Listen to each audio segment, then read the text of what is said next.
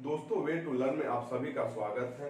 17 सितंबर 2020 यानी गुरुवार को लोकसभा द्वारा 3 कृषि और कृषकों से रिलेटेड महत्वपूर्ण बिल पास किया गया था। तो इसके बारे में हम लोग चर्चा आज करेंगे। हालांकि पिछले वीडियो में ही हम लोग पहला बिल के बारे में डिटेल से चर्चा कर चुके हैं। आज हम लोग चर्चा करेंगे नेक्स्ट बिल जो है कृषक सशक्तिकरण और संरक्षण, कीमत आश्वासन और कृषि सेवा पर करार विधेयक। करार यानी इस विधेयक से कॉन्ट्रैक्ट फार्मिंग को एक नेशनल फ्रेमवर्क मिलेगा। तो इस विधेयक में मौजूदा यानी वर्तमान में व्यवस्था क्या है, इस विधेयक में क्या है आखिर कानून, क्यों इस पर बवाल हो रहा है, इसके अंदर क्या कानून है, उसके बारे में हम लोग डिटेल से चर्चा करेंगे। और आपत्ति क्या है लोगों की या किसानों की, इसमें आपत्ति क्या है या विपक्षी दल की इसमें क्या है। क्योंकि आप देख रहे हो केंद्र सरकार में जो हरसिमरत कौर बादल थी वो इस्तीफा भी दे दी है और इस्तीफा स्वीकार भी कर लिया गया है। तो इस विधेयक पर यानी ये तीनों विधेयक पर बहुत ज्यादा अभी हंगामा मचा हुआ है। तो हम लोग जानते हैं डिटेल में कि कृषक सशक्तिकरण और संरक्षण, कीमत आश्वासन और कृषि सेवा पर करार विधेयक आखिर है क्या।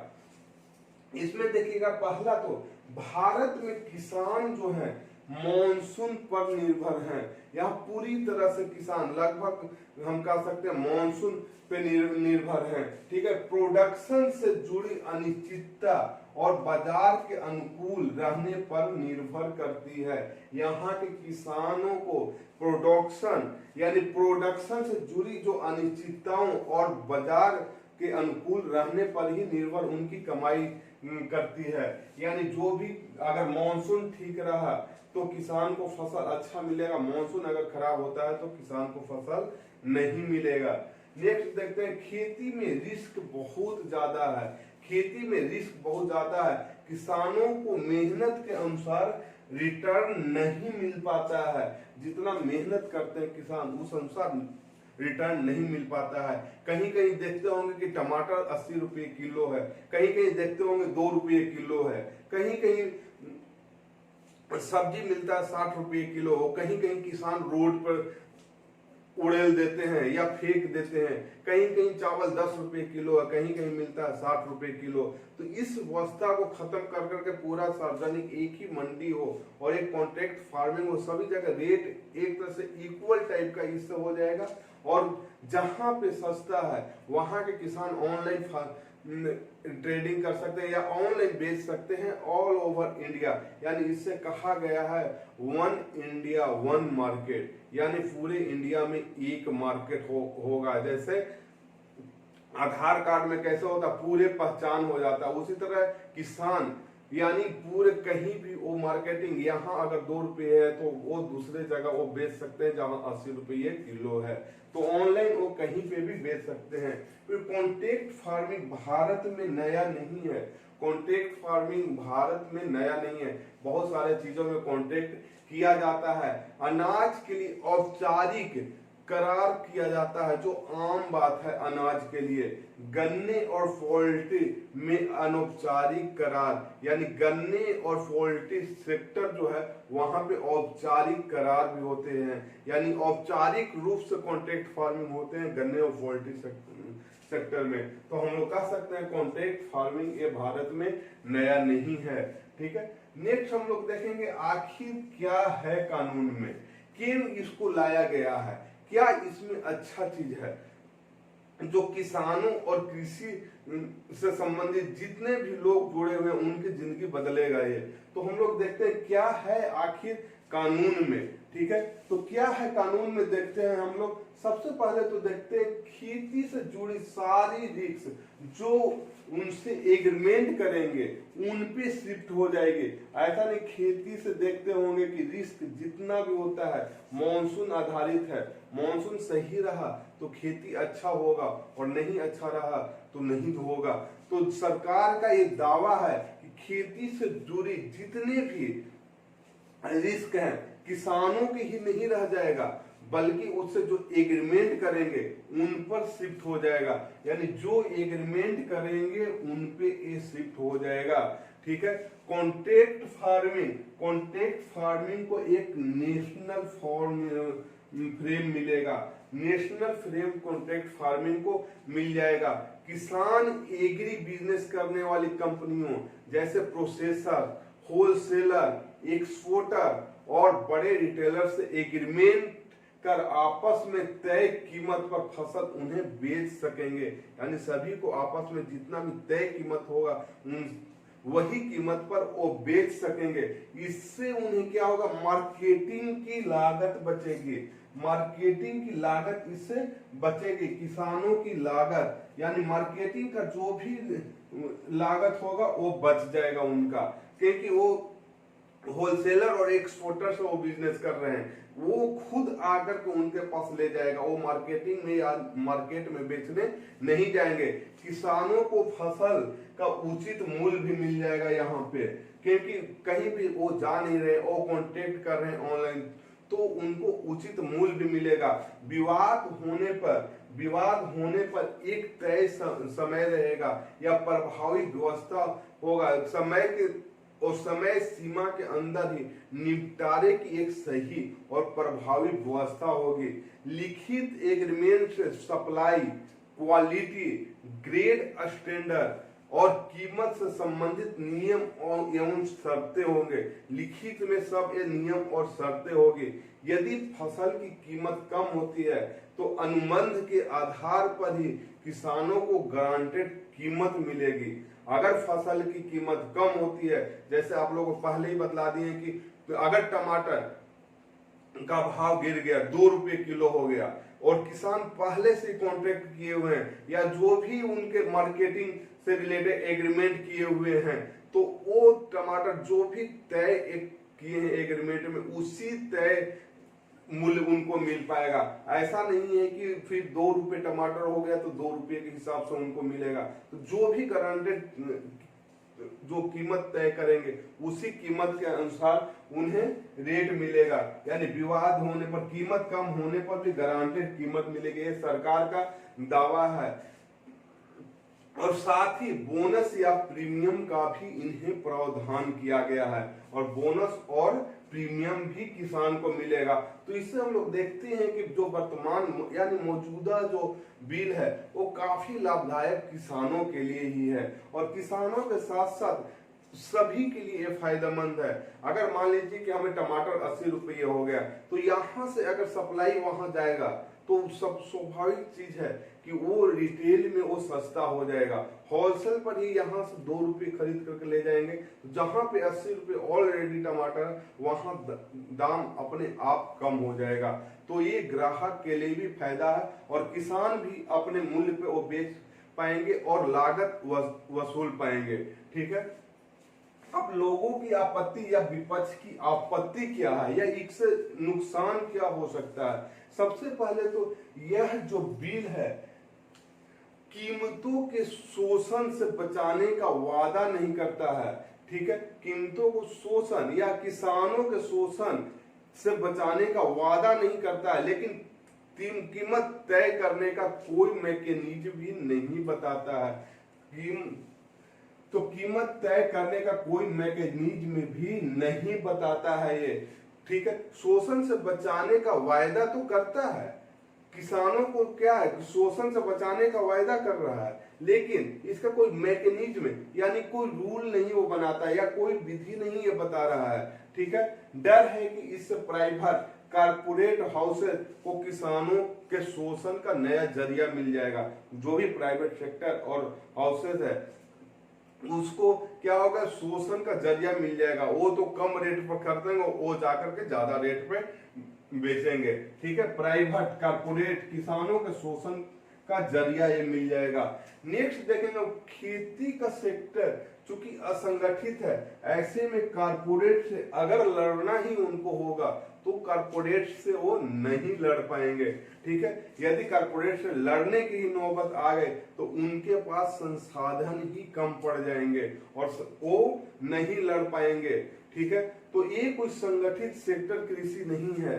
ठीक है, तो ये हो गया, हम लोग देख लिए सेकेंड, कृषि सशक्तिकरण और संरक्षण, कीमत आश्वासन और कृषि सेवा पर करार विधेयक। अब हम लोग देखते हैं आवश्यक वस्तु, अब हम लोग लास्ट देखते हैं आवश्यक वस्तु संशोधन विधेयक।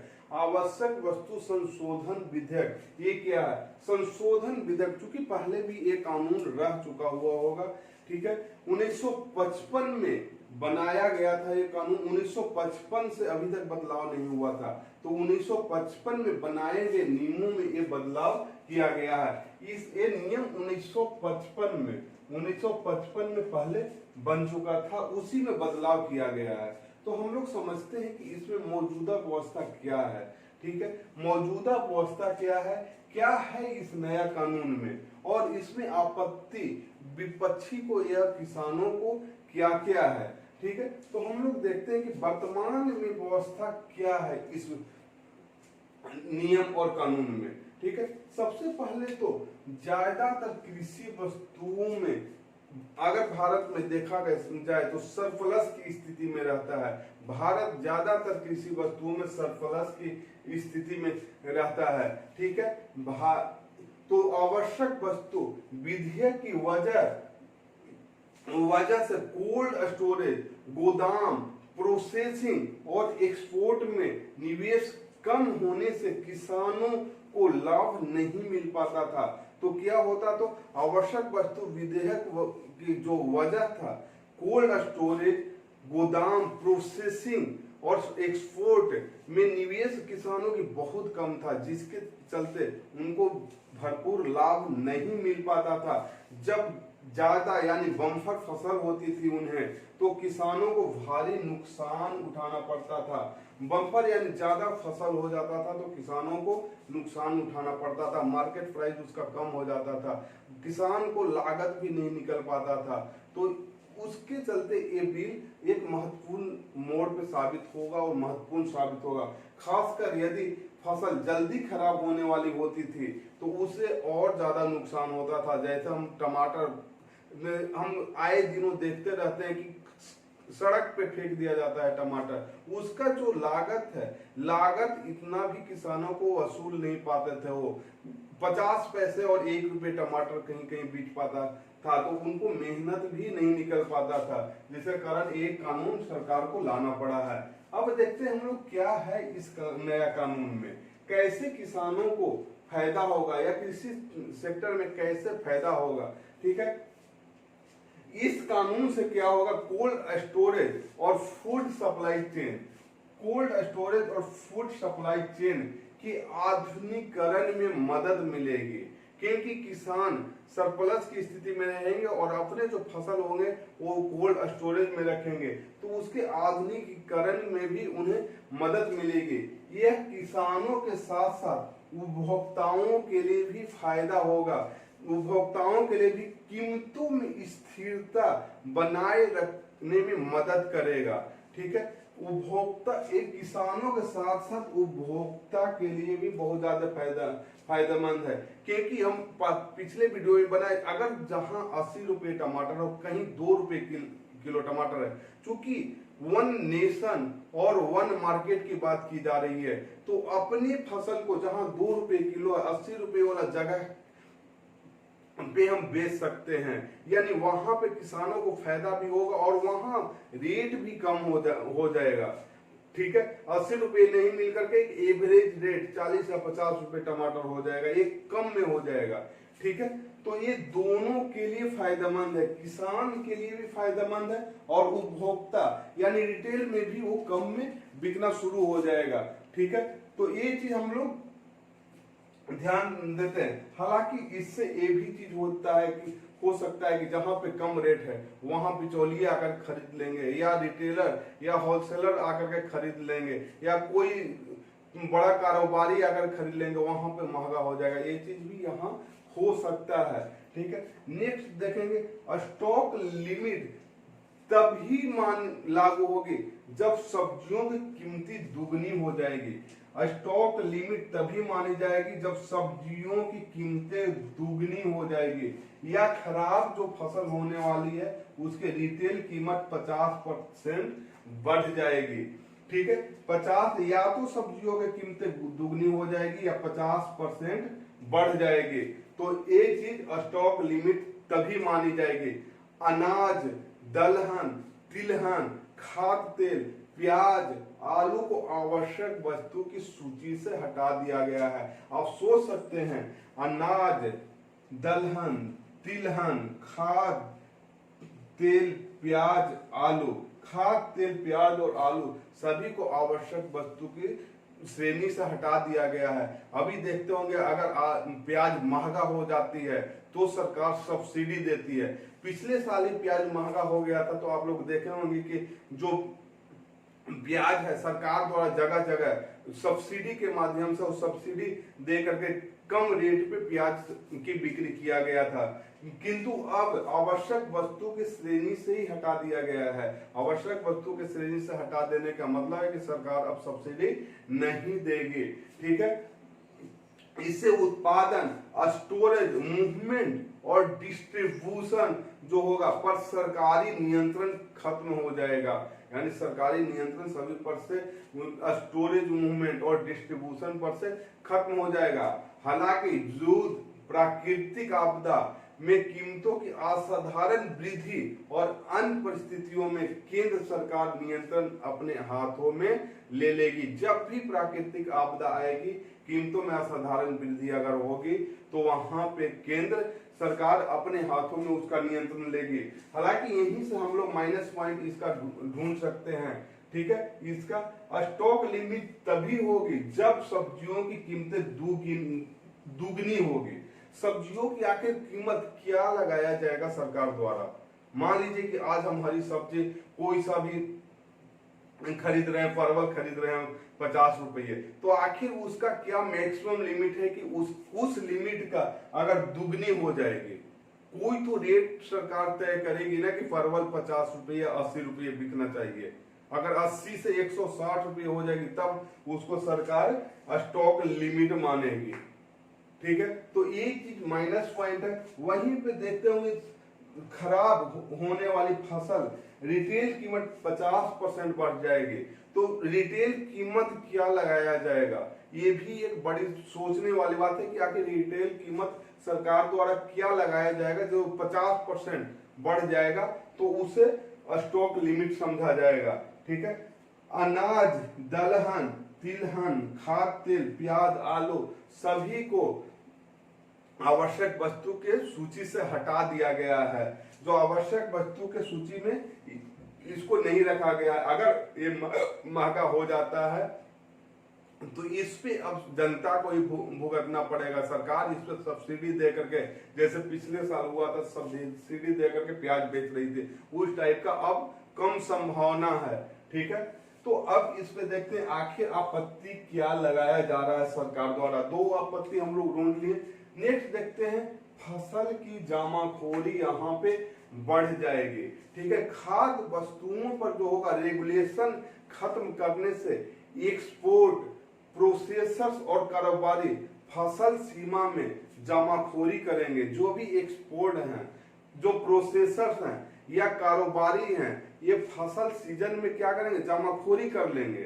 किसान से तो खरीद लेंगे और अपने स्तर पर जमाखोरी कर लेंगे, क्योंकि हर एक जो भी बड़ा व्यापारी है तो उनको एक भाव का अंदाजा हो जाता है कब कौन सी सीजन में कितना महंगा बिकेगा। वो जमाखोरी कर लेंगे और जमाखोरी करने से क्या होगा कि कीमत ऑटोमेटिक बढ़ जाएगा। इससे कीमत में अस्थिरता हो जाएगी। जमाखोरी करने से कीमत में अस्थिरता आएगी। फूड सिक्योरिटी पूरी तरह से खत्म हो जाएगा। जो भी फूड सिक्योरिटी है वो पूरी तरह से खत्म हो जाएगा, ठीक है। यानी सबको अगर हम हटा दें तो फूड सिक्योरिटी ही खत्म हो जाए, यानी सरकार किसी को खाना नहीं खिलाएगी, ठीक है। नेक्स्ट देखेंगे हम लोग, राज्यों को पता ही नहीं चलेगा कि किस राज्य में कितना स्टॉक है, क्योंकि ये केंद्र स्तर पर होगा। वन नेशन वन मार्केट की बात किया जा रहा है, तो राज्यों को पता ही नहीं चलेगा। अगर कुछ भी महामारी हो जाए या आपदा आ जाए तो राज्यों को पता ही नहीं चलेगा कि मेरे पास स्टॉक कितना है, ताकि हम अपने आपदा से निपट सकें। ये पता ही उनको नहीं चल पाएगा, ठीक है, कि राज्यों में किस वस्तु की कितना स्टॉक है। जिसके कारण क्या होगा कि आवश्यक वस्तु की कालाबाजारी बहुत ज्यादा बढ़ जाएगी और अपने आप में फूड सिक्योरिटी की जो भावना है वो खत्म हो जाएगी। इसमें राज्य भी विरोध कर रहे हैं, ठीक है। किसान तो विरोध कर ही रहे, साथ साथ राज्य भी विरोध कर रहे हैं इस पे। पिछला में आप लोगों ने देखा होगा जैसे मार्केट वगैरह ऑनलाइन जब पूरे वन नेशन वन मार्केट हो जाएगा तो चर्चा छेड़ी थी। सबसे ज्यादा तो एमएसपी पे सवाल उठ रहा है कि जब वन नेशन होगा तो एमएसपी लोगों को नहीं, मिनिमम सपोर्ट प्राइस नहीं मिलेगा और तय नहीं किया जाएगा। हालांकि सरकार द्वारा ये चीज नकार दिया गया है कि पहले की तरह ही लोकल मार्केट रहेंगे और पहले की तरह ही एमएसपी मिलते रहेगी, ठीक है दोस्तों। तो ये हो गया। 17 सितंबर 2020 को इम्पोर्टेंट बिल पास किया गया है लोकसभा द्वारा, उसके बारे में हम लोग चर्चा करें। अगर ये चीज को मेंस में एग्जाम में पूछे तो कृषि और कृषि से संबंधित कुछ भी है तो उसमें लेटेस्ट आप लोग घुसाइए, नंबर ज्यादा आने की चांस है। जो भी हो सके, जो भी याद है, एक किसानों के फायदे के लिए भी है, किसानों को क्या क्या फायदा हो सकता है उसके लिए दिखलाइए कि जब अनिश्चित मौसम हो या कुछ भी हो तो उसमें किसानों को आप प्लस में दिखलाइए पहले के कानून क्या था और इसमें आपत्ति क्या क्या हो सकती है उसको भी आप लोग दिखला सकते हैं। तो ये हो गया बिल लोकसभा द्वारा किसानों से संबंधित जो पास किया गया है। दोस्तों अगर ये वीडियो आप लोग को अच्छा लगा होगा तो प्लीज आप लोग लाइक कीजिए, सब्सक्राइब कीजिए, जितना अधिक से अधिक हो सके आप लोग शेयर कीजिए और कमेंट आप लोग जितना अधिक से अधिक हो सके आप लोग कीजिए कि ये वीडियो आप लोग को कैसा लगा। ठीक है दोस्तों, thanks for watching this video. Okay, bye bye.